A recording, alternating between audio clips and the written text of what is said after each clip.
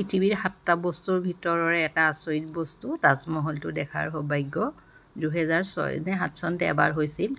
2024 নৱেম্বৰত আকৌ এবাৰ গ'লোঁ, তাৰে এটা সৰু ভিডিঅ' বনাই আনি আপুনি যি গাড়ীয়ে লৈ যাওক অলপ আগত ৰখাই থয়, তাৰপাছতে এনেকুৱা গাড়ীকেইখন দেখিলে যে এই তেনেকুৱা গাড়ীতে আপোনালোকক লৈ যায়, এজনৰ 20 টকাকৈ লয়, 1-1.5 কিলোমিটাৰমান হয়, তাৰপৰা গৈ আপোনালোকে ইয়াত টিকেট কৰিব লাগিব। ইমানেই ভিৰ হয় এইডোখৰত, তাতে আপোনাৰ মনি বেগ পাৰ্চ যি থাকক আৰু চব চেকিং কৰে, অলপ গণ্ডগোল হয় বুলি ভয়ো লাগে।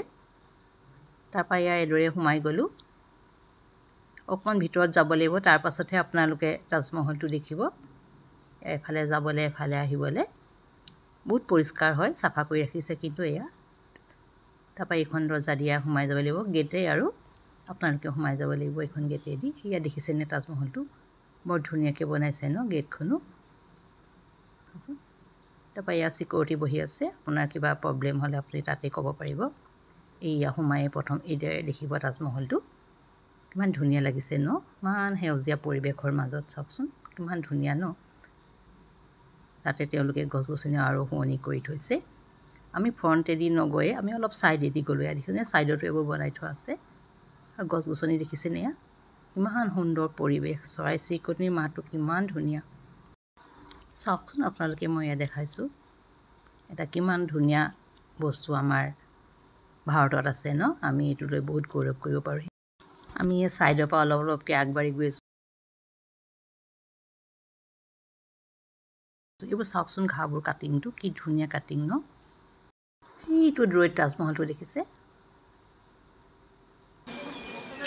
চৰাই মাত শুনিছেনে কি ধুনীয়া ন, চৰাই পৰিৱেশটো কিমান ধুনীয়া, সেউজীয়া এখন ফিল্ড চাওকচোন, খুব পৰিষ্কাৰ।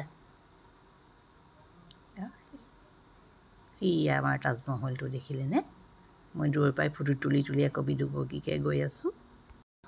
সঁচাই অপূৰ্ব ন তাজমহলটো চাওকচোন, চাৰিওফালে একেই দেখিবলৈ কিমান ভাল লাগে চাওকচোন, বগা মাৰ্বল পাথৰে বনাইছে যে কিমান ধুনীয়াকৈ জিলিকি আছে ন।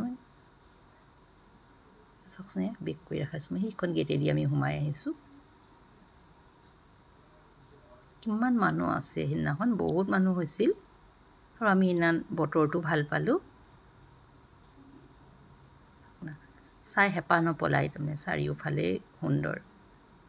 এইফালৰ পৰা চাওকচোন আপুনি ফ্ৰণ্টত কিমান ধুনীয়াকৈ ঘাঁহনি, পানীৰ ফুৱাৰা আছে। সেইদিনা পানীৰ ফুৱাৰাটো কিবা কাৰণে বন্ধ কৰি ৰাখিছিল, আমি সেইটো পৰিৱেশ নেদেখিলোঁ।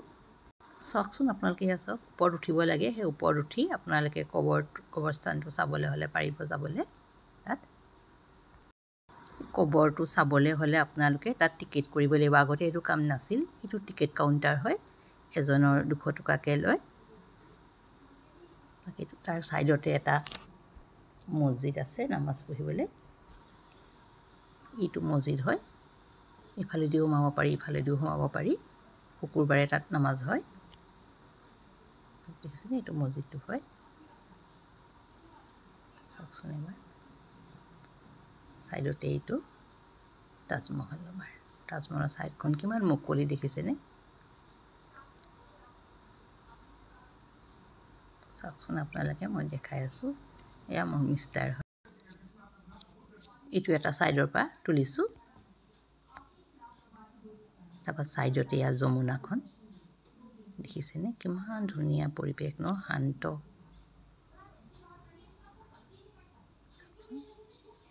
বৰ ভাল লাগি যায় ন, দেখিলে মনটো ভাল লাগি যায়, ইমান সুন্দৰ পৰিৱেশ এটা। এইটো বেক ছাইডটো হয়,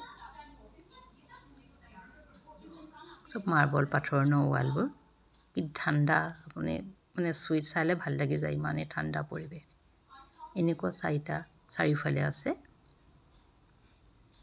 এইটো মই আৰু এটা ছাইডলৈ আহিলোঁ, এক ৰাউণ্ড মাৰিব পাৰি, চাওকচোন এইটো ছাইডৰ পৰাও এয়া ধুনীয়া ন, চব ছাইডৰ পৰাই ধুনীয়া। মই ওপৰত উঠিলোঁ, আগতে চাইছোঁ যিহেতু, মোৰ বা গৈছিলে, তাই উঠিলে, তাই চালেগৈ ওপৰখন, অৱস্থানটো তাই চালেগৈ।